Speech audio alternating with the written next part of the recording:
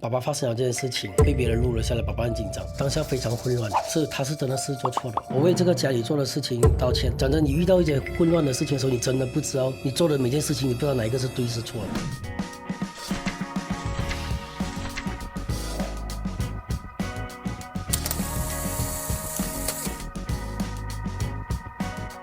嗨，你好，我是能杰。这时候你在收看以及收听的是由 BFN 财经所制作的《开门见商》。今天呢，我们邀请到的这位来宾呢，也是我期待非常久的，他是来自星际烧肉的石善文，我们欢迎他。Hello BFM 的听众观众大家好 ，Hello 主持人好。其实我相信大家认识你呢，是透过网络上面的一些短影音、你的舞蹈，还有你的一些表演，大家都印象非常的深刻。你是从国外，然后深造，然后留学归来，然后就毅然决然的要来接家里面的这个家族的生意啊，也就是这个烧肉的这个生意。后来的故事，我相信大家都知道了，就是包括了你在这个网络上面爆红之后，后来也有一些家里人的发生的一些事情，引起了一些争议，然后也惹来网友的谩骂。那我相信，其实这个时间点请你来，你在人生经历过了非常多的事情，我觉得这是一个好的时机，来让善文来谈谈你的生意，也来聊聊你这段时间的一些的这个心路历程啊。对，是好。那其实大家都会很亲切的称呼你为这个烧肉哥嘛，对不对？但烧肉哥的背后呢，你曾经是在这个诺桑比亚大学，你是读市场管理硕士学位啊，这个学历非常的高，比我都还要来得高。是，那会不会有人觉得说，哇，你这样子就是大材小用？我相信这个问题你应该也回答过蛮多次，回答过蛮多次了。对对对，但是我想要问的就是说，其实自己真正的在做下来之后，你会不会觉得说，真的在过去求学的这段时间，你所学习到的事情，其实它是可以 apply 可以应用在你的家族生意里面的？对啊，是可以 apply 的。例如，我首先先讲一下这个市场管理啦，市场管理这文凭，因为我们做的最主要的一个东西就是我们要对整个市场很有嗅觉敏感。在我看来，它就是这样走 fashion 这样子，我们必须很前端了解现在市场上怎样的方式去推销你的东西。所以很多人会觉得我大材小用，是因为他们会觉得我用 TikTok 去跳舞这件事跟你做烧肉有什么关系？但是它这个 TikTok 短视频的平台，它正好就是这个时代最先进、最快速让人家看到你的方式，因为它不需要经过太多过滤，加上我个人放入这个个人的 IP， 那个内容看起来更丰富，然后才让人家喜欢，然后就是间接中就人家这个跳舞的人是谁？哦，他是卖烧肉的，所以我才在第一个影片里面，第一个、第三个都是做关于烧肉的东西。只是后来，就是因为有很多人要合作的模式，就把这个东西变得不一样了。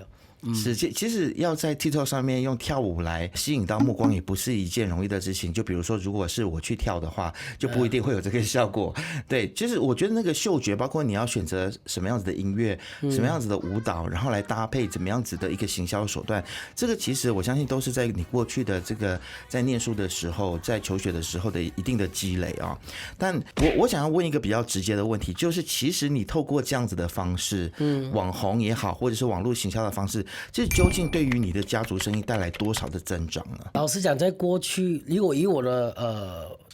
那个脸书的粉丝量来讲的话，我经营了我店3年了，我都不达到2000的粉丝。TikTok 做了2年，我现在有大概93千的粉丝。然后以前我一个月，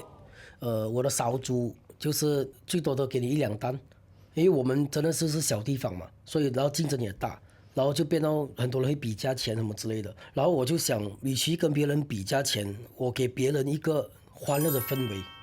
会更好。所以我才想到去做这东西，让如果今天你看到我，你会觉得有亲切感，因为我看过你的表演，所以我就要跟你，你就是那个烧肉哥，有话题可以聊，对，可以聊。然后人家打电话，我可以跟那个烧肉哥订烧猪嘛？我很欣赏你，然后这个生意就容易出成了，然后变成现在我基本上每一天都接到是有就是 inquiry， 了解，然后我一个月的订单都是很满的，就是一个礼拜至少3-4单，走不了，除非我有拍东西，我就会拒绝掉它。对，其实我觉得也不一定说每一个人拍东西都会成功，但是你却是找到了一个方式，然后透过拍东西，透过网络行销来帮助家里的生意越来越好。我们在其他的这个采访当中，其实也看到说，你在未来有一个规划，就是希望说能够像把家里的生意，这个烧肉的生意呢，做到像是肯德基或者是像麦当劳这样子的连锁店的规模啊。可不可以来谈谈这一点？这个还是你目前的这个想法跟规划吗？这个想法呢，在你们没有找我之前，它是有变化的。哦， 然后你们找我之后，我有在思考着这个问题。然后我最近也遇到一些事情，然后让我重新的审视一下。就是我以前觉得，只要你把品牌做得好，食物做得好，营销做得好，就会有人来找你，然后合作啊什么之类的。但是我家人跟我有不同的意见，他们是希望家族自己做这生意，但是我最近有跟家人商讨一个东西，我觉得如果靠我们自己去做这个事情太慢了，而这个世界转得太快了，就是所有东西变化太快，尤其是短视频的出现，很多东西你不去追上去就过了热度，别人可能不找你。然后我现在还是保持这个心态，然后我以前是觉得家族先，家人先，但是我现在我的想法，我是希望我来这边，其实第一个目的也是给大家知道，我其实想找有成熟了的团队，有想法的团队，可能来跟我做一个合作，或者是以这种股权分益的方式，然后大家讨论一下怎么去把这个生意做成可以开成分行，也不一定是要开成店啊，因为分行有很多种方式嘛。就是如果你做成这种franchise 的东西，像餐车也是可以啊，因为我们毕竟在propose 公司的时候，我们希望的是跟我合作的人有钱赚啊，然后能够把我的想法，就是我想发扬它，我想让大马人都吃到的话，我不可能靠我一个人去跑，所以我希望跟我合作的团队他们有想法，然后有人脉，然后因为毕竟我如果去 JB 的话，假设讲我不懂那边市场是讲的，他们那边的人懂，这样我的东西我先去家长餐车去试了，真的有那群人是喜欢的，这样他们有想法，他们有人脉去做的话，那可能我们这合作就可以成了。其实我蛮好奇的，就是在马来西亚这么多的城市跟这么多州属，为什么你会选择要去 JB 发展呢？其实我真的也没有一个刻意的想法想去 JB， 就是那时我会发出那个帖，是因为我是被邀请下去表演嘛，然后我表演完了过后，然后我就跟朋友去吃喝喝啊，然后因为我觉得这边感觉消费能力还蛮不错，与其在吉隆坡跟这么多有名的人去打，我的想法我就发一个帖，刚好我是心想，我这张照片拍的挺好的，发出来一下，然后我就想来JB卖就好，因为我感觉人情来讲的话，那边的人也不错，其实而且又靠近新加坡，又靠近新加坡，而且我有一定的新加坡粉丝，所以我会觉得，在那边的话，可能可以把我一些的顾虑，就比如讲现在猪肉越来越贵，很多人吃不起。然后像我们小地方就可能真的很多人就不选择吃猪肉，但是如果在于一线城市像 KL 这样子，如果真的要去攻的话，我比较难。了解，因为我也不太懂这个市场。如果是讲二三线城市有人愿意合作，在那个地方又有市场，这样我就考虑那个地方先。聊到新加坡这个地方，我相信其实你在爆红之后，你也得到了很多不同国家的一个邀约嘛，然后不同国家的网红也请你去跟他们一起合作，所以相信你在短时间之内其实走了很多地方。你在这个到很多不同地方的这个表演的过程当中，你会不会也去观察说，当地有没有怎么样子的一些生意模式，或者是一些行销的模式，是未来你可以来参考的？有啊，都有啊。像泰国我也是很想去啊，但是先把马来西亚市场做好先吧。然后这个过程就讲是容易，但是去 apply 它是真的蛮难的，而且是需要资金的，需要资金，二你真的需要人脉。因为做很多事情真的一个人完成不来的。很多人有投来一些就是兴趣啊，就觉得我有兴趣跟我们合作，但是我们一聊下来，好像他没有计划了，那我就不敢，因为毕竟我们这个是家族生意，3代了，然后我的目标是发扬光大，而不是把它弄得更惨。就希望有人就是如果真的对你们家族的生意有兴趣，想要合作的话，对，就可以来联络你们，对不对？那到时候给我们一个资讯，我们可以放在这个资讯栏里面，大家可以去联络你哦。那其实我想要回到就是当初你在拍影片然后爆红的这段时间，其实我们大家都一直不断的在 study 你，在观察你说，到底你是用什么样子的方式让观众去喜欢你，包括了你的造型哦，红上衣跟这个黄色的长靴，这个造型当初是怎么样子考虑的？是它的颜色你有特别考虑过吗？还是就是你只是颜色没有特别考虑过？其实我刚开始拍的时候，我是穿背心，我是穿一件背心，我是在那个腌制那个煮，然后就想到，诶，我在网络上面看到个视频是打碟的，然后我拍那个视频争议很大，因为很多人讲，因为那时是 MCO 嘛，我有穿手套，但是因为毕竟拍视频你戴口罩没有人看得到，然后我就把口罩拿掉，然后人家就讲不卫生啊，你不应该穿这样子，但是真的我们做少族的人都是简单穿的，没有像这个工厂那给穿到密包着没有的，但是我就后面在第2个视频我拍最爆那个 Blackpink 的时候，是因为我考虑到别人这个观众看的时候，我就戴了口罩，然后我穿了那个靴子。我本来是穿就是我们平时做工的那种黑色的那个 boots， 然后穿的话，然后人家就很多粉丝讲，哎，如果你穿那个 yellow color 的会更好。然后我就真的因为粉丝一直跟我讲你这样子更好，这样子更好，然后我就考虑一下，哎，是不是更好？然后我红色衣服是肯定是有的，因为我想做宣传嘛。我选那个舞也是因为背后有那个很大个的 logo， 然后我觉得这个是最好宣传的。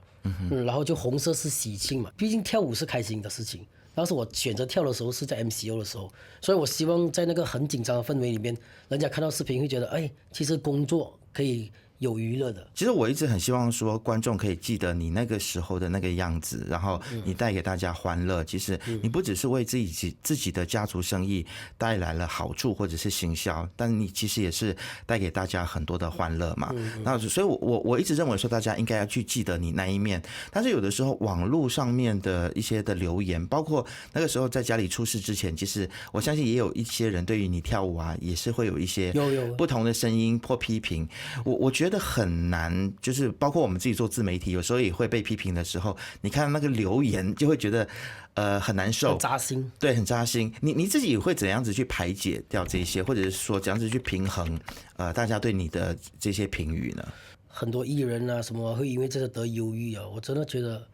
当我真的发生过，我觉得会的嘞。我是现在会自己去消化掉了，就是如果是人家讲我肥胖的话，我就会想当初我拍的时候，我即使胖的时候，我会觉得我就是想要代替这一群人发声的，就是我不想人家认为跳舞一定是要 K-pop 那一种，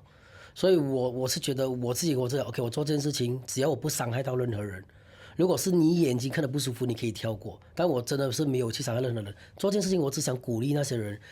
像我这样胖的，你也可以跳舞啊，你也可以有自信。所以我觉得保持这种心态，我就会忽视掉那些不应该听到的声音，我就忽视吧，因为我发现到如果我去回应他，会越卷越深。对，我相信你其实走过这样子的一个过程当中，你也找到自己的方式，如何去排遣这些压力啊，谁说胖子不可以跳舞，谁说胖子不可以主持节目，我就是胖子啊，对不对？对。所以其实我们真的是不需要去按照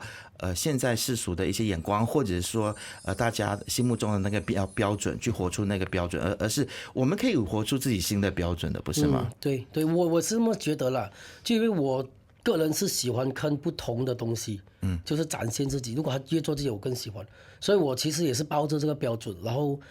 别人对我评价我这一块的话，我就是要努力啊。我跳舞不好看，我就要给他看到我努力。我想给他看到，哎，不一样的我在进化着。然后这个东西，因为我自己也是有追星的，然后我会看到那个明星的成长，会让我觉得，哎，人生是有希望的。然后我自己也想成为那个影响别人，觉得他生活中看到这个人他做的事情，他的改变，然后他的一些言语谈吐会影响到那些人生。可能我在看这视频的时候，我觉得，他讲的是非常对的，然后我不能那么的颓废下去啊，I must do something。老实讲，之前我在颓废的时候，我是看到退避他们的视频，我也是很老实跟他们讲，我会喜欢他们是因为他们很做自己，然后他们有努力下来，大家有目共睹，然后变得我自己也想努力。我想每个人在努力的过程当中，我们也访问过很多的企业家，他们在努力过程当中，可能都会遇到一些的困难。那我想你最近遇到的一个比较大的坎，就是家里发生的这个新闻上面的一个争议。可不可以跟我们分享，就是在当下你自己的那个心路历程是怎么样子的？我当下非常混乱的。老实讲，就是前一天是那样子的高山，下一天隔一天就是这样子低下去。然后那天其实讲真，我们也不在家嘛，所以就变到我家人又打电话，哥哥打电话来讲啊，爸爸发生了这件事情，然后被别人录了下来，爸爸很紧张。然后我们讲没有办法了，再看讲了，因为那个人已经说了还要放弃社交媒体，然后我们就这样就可能一定是来世了，怎么没有想到那个像苏纳米一大波这样子来。其实那个时候你问我的心态怎样去处理，讲真，你遇到一些混乱的事情的时候，你真的不知道你做的每件事情，你不知道哪一个是对是错，你只有觉得我知道的东西我讲出来吧，然后我就照我可以知道的东西讲。虽然有很多人跟我讲你不应该去回应，但是也有很多人期待我回应啊，所以我就把我该做的东西做了，所以可能不是网民能够接受的东西。可能会有人认为说你当初是不是就是太就是偏向爸爸那边，很像帮爸爸在解释。如果这个事情再重新发生一次的话，你觉得你会不会有一些不一样的做法？如果这个事情发生，我一定会有不一样的做法。首先我觉得，如果你问我爸爸这个事情的话，他是真的是做错了，因为我们也不赞同这件事情。但是他的动机，他真的不是去为了伤害那只狗，他的动机是真的是要迁移，然后让这个狗不，等他们打架有咬伤了，就是都是流浪狗来的，所以他要做这个动作的时候，他也没有找我们，因为我爸爸是一个很固执的人，所以讲再重复来的话，我应该会做的事情，我会直接先道歉吧。我为这个家里做的事情道歉，然后剩下的事情我会觉得我道歉完了过后，然后我交给警方去处理就好了，我就不会去两边都不帮。如果是问我自己的心里面，当然我爸爸这么老了，他养我们这么大了，然后我当然是希望他没事。身为一个儿子，我一定是希望爸爸没事。会不会觉得说未来，因为其实你刚才所提到的这个形容词，就说像 tsunami 像海啸，这个很有趣的一个形容，因为它是随着你的名气而来的。如果你今天是一个默默无闻的人的话，可能就不会有这么大的反应嘛。那会不会觉得说以后，比如说家里的事业越做越大之后，那可能要有一些专业的团队来处理这种公关危机会比较好？你认为呢？我认为需要了，需要的，因为毕竟我一个人的思想。在我发生事情，可能我们需要接受旁人的意见，所以这件事情本来很多人要给我做公安去处理的，我是觉得我不想公关去处理这件事情，我想我自己来。所以很多人觉得我写的那篇文章都是靠什么律师，没有，都是我自己想的，站在我自己个人角度。但是我发现到，有时处理公关这一块可能不是我的强项，所以你看为什么我在短视频里面我跳舞，因为我不太喜欢用讲的。因为你讲的东西，你要对你讲过的东西负责，所以我觉得，我讲了，我虽然那时候爸爸发过声了，我负这个责任，如果重新来过，一样我会道歉，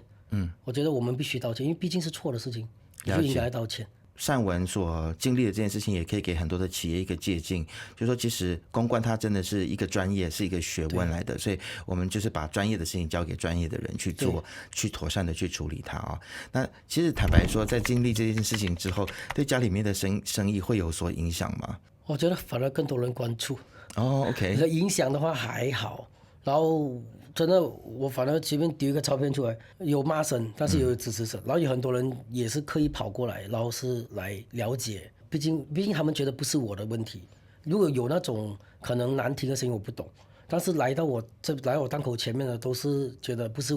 我的问题，而且毕竟不是我个人去involve在这件事情里边，所以叫我不要去理那么多。是，我也认为说，其实大家应该要分开啦，对不对？而且应该也蛮多人给你加油打气的吧？是很多，是，就可能在加油打气的，他们不敢在我的评论区会讲，因为他们很多人有私信我被攻击，然后跟我讲，就只要支持你就被攻击，所以他们就会默默的来支持我，就可能 PM 我，或者是来到我档口前面。你要加油，我还是很喜欢你这样子。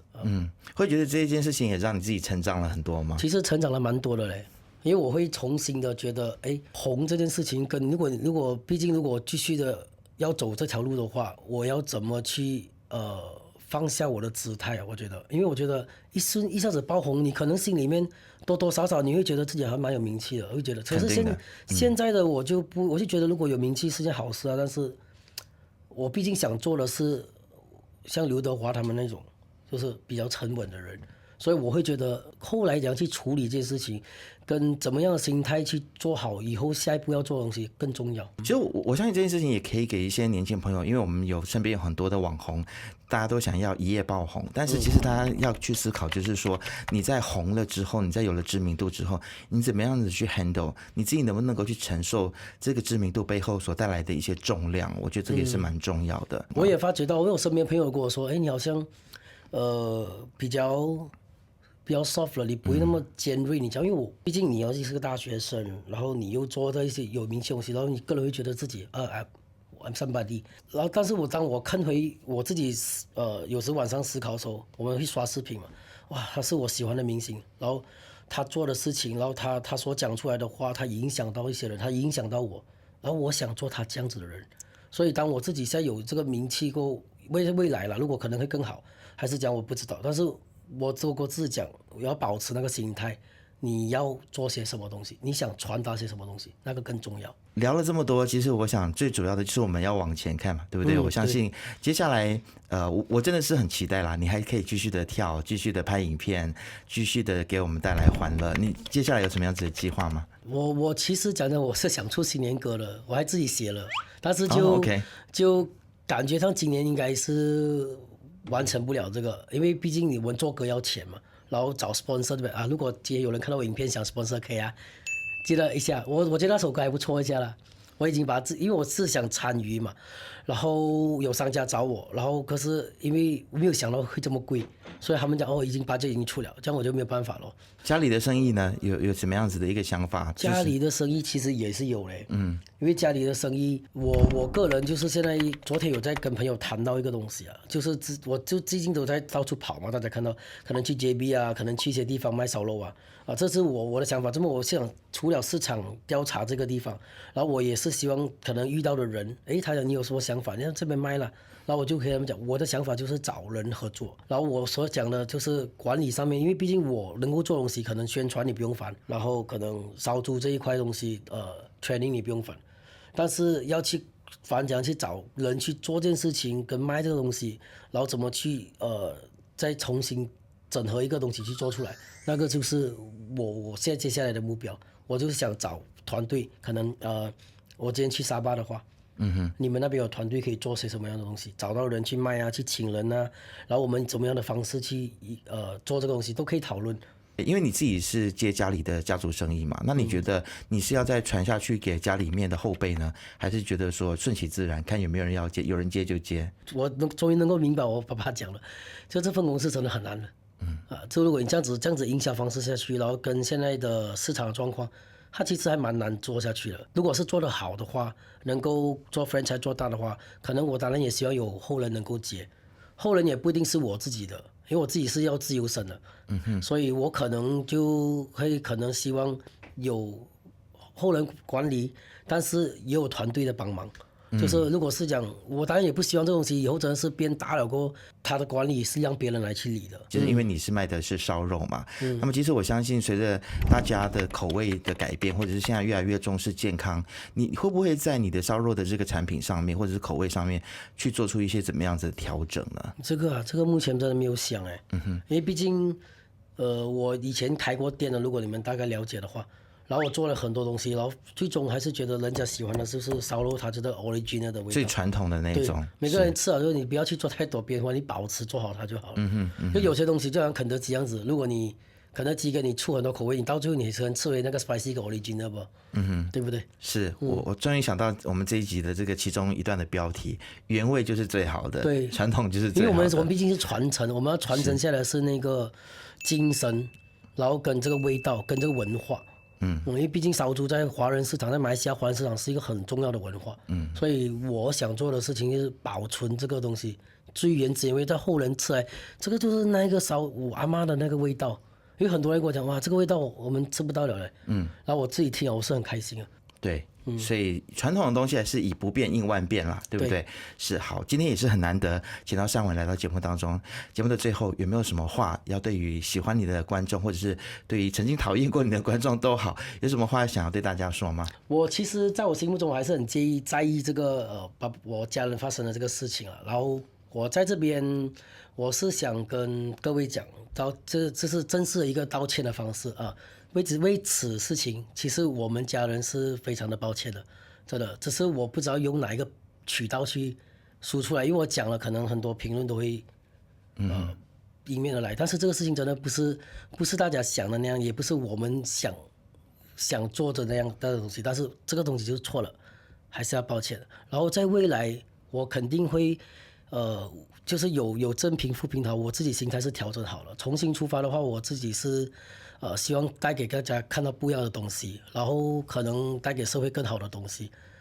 然后继续把烧肉也传承下去。非常谢谢善文选择相信我们，今天在我们的节目应该是第一次吧，公开、第一次公开来讲这个东西，所有东西啊。是。好，我觉得这个善文的真诚，希望大家也可以感受得到。今天非常谢谢善文来到我们的节目当中，谢谢你，谢谢，感恩。开门见山是 BFM 财经制作的节目，你可以在财经的官网 CAIJIN.MY、BFM 的网站以及手机应用程式以及各大 Podcast 平台听到我们的节目。如果你在 YouTube 观看的话呢，记得一定要订阅、按赞，并且把小铃铛给按下去。开门见山，我们下次见。